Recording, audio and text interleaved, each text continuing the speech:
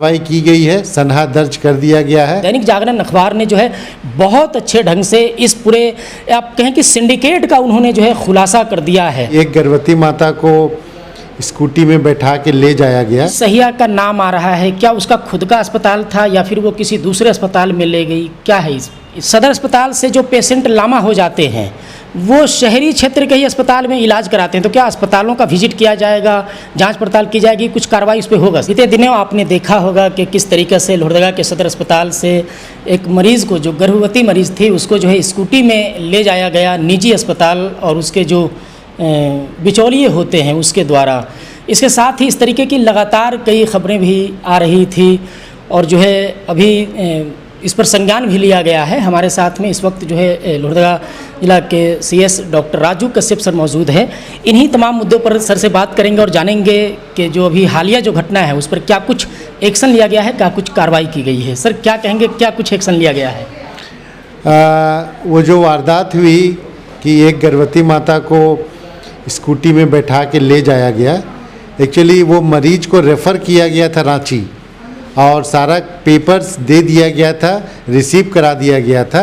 उसके बाद उसे वो लोग बोले कि हम लोग के पास 4 व्हीलर है जिसमें हम लोग बैठा के उसको ले जाएंगे। उसके बाद वो लोग सहिया संलिप्त है, उसमें सहिया पे कार्रवाई की जा रही है। सहिया को ऐसा नहीं करना चाहिए था, उसे नहीं ले जाना चाहिए था। उसे बोला गया कि आप 108 को देखिए, तो 108 को ना देख करके वो उसे स्कूटी में उसका हस्बैंड के साथ बैठा के अस्पताल से बाहर निकाली। बोली कि 4 व्हीलर है उन लोग के पास, उससे वो लोग जाएंगे, ऐसा बात कह करके अस्पताल से निकाला गया। जांच हुआ है, उसमें क्या कुछ सामने आया है सर? जो जांच हुई है उसमें क्या कुछ सामने निकल के आया है? हाँ, उपाधीक्षक और हॉस्पिटल मैनेजर के द्वारा जांच की गई है। इसमें यही तथ्य निकला है कि पेशेंट को रेफ़र कर दिया गया था रिम्स रांची और उसे कागजात भी पकड़ा दिया गया था। उसके बाद वो बाहर निकली, सहिया भी साथ में थी, सहिया उसे लेकर के अपने साथ गई। सहिया को बोला गया था कि आप वो 108 मंगवाइए, 108 में ले जा करके जाइए। ऐसा नहीं करके वो लोग वहाँ से बाहर निकाले स्कूटी में। क्या कुछ कार्रवाई होगी? क्या आपके द्वारा जो है थाना में कुछ आवेदन दिया गया है, कार्रवाई की मांग की गई है या एफआईआर कराने का कुछ प्रक्रिया चल रहा है? क्या कुछ कार्रवाई होगी सर? हाँ, इसमें उपाधीक्षक के द्वारा कार्रवाई की गई है, सनहा दर्ज कर दिया गया है, थाना को खबर कर दिया गया है एवं उससे हम लोग 2 स्पष्टीकरण देंगे सहिया को और उसके बाद भी अगर सही जवाब नहीं मिल पाता है, संतोषप्रद जवाब नहीं मिल पाता है, तो उसे हम लोग हटाने की प्रक्रिया करेंगे उस सहिया को। सर, जो लोहरदगा के जो निजी जो अस्पताल हैं उनके जो एजेंट बोलें या उनके जो लोग बोले, बिचौलिए बोलें, उनका दिन भर जमावड़ा लगा रहता है, सुबह से लेकर के देर रात तक उनका जमावड़ा यहाँ लगा रहता है। दिशा की बैठक में भी ये मुद्दा उठ चुका है माननीय सांसद के सामने, बावजूद लगातार ये इस तरीके की घटना हो रही है। इस पर क्या कहेंगे सर? इस पे तो मैं बहुत ज़्यादा नहीं बोल पाऊँगा क्योंकि मैं हमेशा नहीं रहता हूँ यहाँ पर। उसके बारे में उपाधीक्षक एवं अस्पताल प्रबंधक ही बता सकते हैं कि कैसे बाहरी अस्पताल के या नर्सिंग होम के लोग यहाँ पर रहते हैं या मरीज को ले जाते हैं। जिस सहिया का नाम आ रहा है, क्या उसका खुद का अस्पताल था या फिर वो किसी दूसरे अस्पताल में ले गई, क्या है इसका? ये इसके बारे में नहीं बता पाऊंगा मैं। इसके बारे में भी अस्पताल प्रबंधक और हॉस्पिटल मैनेजर ही बता पाएंगे। शहरी क्षेत्र में बहुत सारे ऐसे अस्पताल हैं लेकिन उनके संचालक लोगों का यहाँ पे जमावड़ा रहता है अस्पताल कैंपस के अंदर में और जबरन ले जाते हैं मरीज को उठा करके। उस पर अब आगे क्या कुछ कार्रवाई होगी? कार्रवाई ये है कि रोक लगाया जाएगा। इस तरह की अगर जो भी स्टाफ या जो भी सहिया संलिप्त होगी इसके विरुद्ध में कार्रवाई की जाएगी और उसे हटा दिया जाएगा, हटाने की प्रक्रिया शुरू कर दी जाएगी। अभी हाल में एक घटना हुई है सर, 1 सप्ताह से भी कम समय में, कि एक मरीज़ को यहाँ से, गर्भवती मरीज़ को ले जाया गया और निजी अस्पताल में उसका लगभग 45,000 रुपया लग गया है। ये भी खबर मार्केट में चल रहा है। क्या इस तरीके का आपके संज्ञान में कुछ मामला आया है क्या? नहीं, इस तरह का कोई भी बात मेरे संज्ञान में अभी नहीं आया है।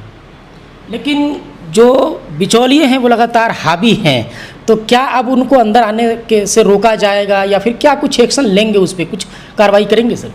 देखिए, सदर अस्पताल ओपन है, सबके लिए है, तो हम लोग जब तक पहचानेंगे नहीं उसे, तो हम लोग किसी को रोक नहीं सकते हैं कि वो अस्पताल कैंपस में ना घुसे। ऐसा मुख्यमंत्री जी और ख़ुद स्वास्थ्य मंत्री जी अपील करते हैं कि आप जो है सरकारी अस्पताल का लाभ उठाएं, सरकारी अस्पताल में आएँ, लेकिन बिचौलिया अस्पताल से उठा करके ले जा रहे हैं। सहिया की संलिप्तता है, अस्पताल के कुछ कर्मियों की संलिप्तता रहती है। इस पर क्या कुछ कार्रवाई करेंगे और कैसे देखते हैं इसको? इसमें मैं लोगों से भी बोलना चाहूँगा कि वो किन्हीं के बातों में ना आए, क्योंकि यहाँ से बहला करके बाहर ले जाया जाता है, फिर आप गरीब आदमी, आप लोग को ज़्यादा बिल दिया जाता है, फिर आप मुश्किल में फंस जाते हैं। अगर ऐसा कोई भी बात होता है तो मैं यहाँ पर हूँ, सिविल सर्जन, साथ में उपाधीक्षक हैं, अस्पताल प्रबंधक हैं, किन्हीं से सलाह विचार करके ही यहाँ से बाहर निकले मरीज, और उसके अटेंडेंट को ये समझ में थोड़ा सा आनी चाहिए बात। सर, जैसे परसों का मामला हो या फिर एक्सीडेंट का या इस तरीके के जो भी केस आते हैं, उसमें सदर अस्पताल से जो पेशेंट लामा हो जाते हैं वो शहरी क्षेत्र के ही अस्पताल में इलाज कराते हैं, तो क्या अस्पतालों का विजिट किया जाएगा, जांच पड़ताल की जाएगी, कुछ कार्रवाई उस पर होगा सर? हाँ, इसके बारे में जांच की जाएगी। जो यहाँ से रेफ़र होते हैं या यहाँ से रिम्स रेफ़र कर दिया जाता है, वो मरीज़ अगर कहीं अगल बगल के नर्सिंग होम में अगर इलाज करा रहे होते हैं, तो ये तो मरीज की अपनी भी मर्जी है कि वो कहाँ इलाज कराए।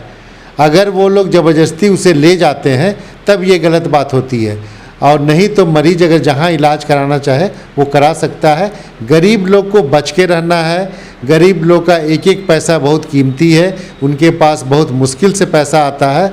उन लोग को उस बिचौलिया की बातों में ना आ करके सीधे हम लोग से आके बात करें कि ऐसा ऐसा बात बोला जा रहा है। हम लोग डॉक्टर से खुद बात करेंगे। मैं कई बार डॉक्टर को बोल करके भी सारा काम यहाँ पर करवाता हूँ, ऑपरेशन से लेकर के सारा जो यहाँ पर पॉसिबल है, जो यहाँ पर इलाज हो सकता है, उसका इलाज हम लोग करवाते हैं।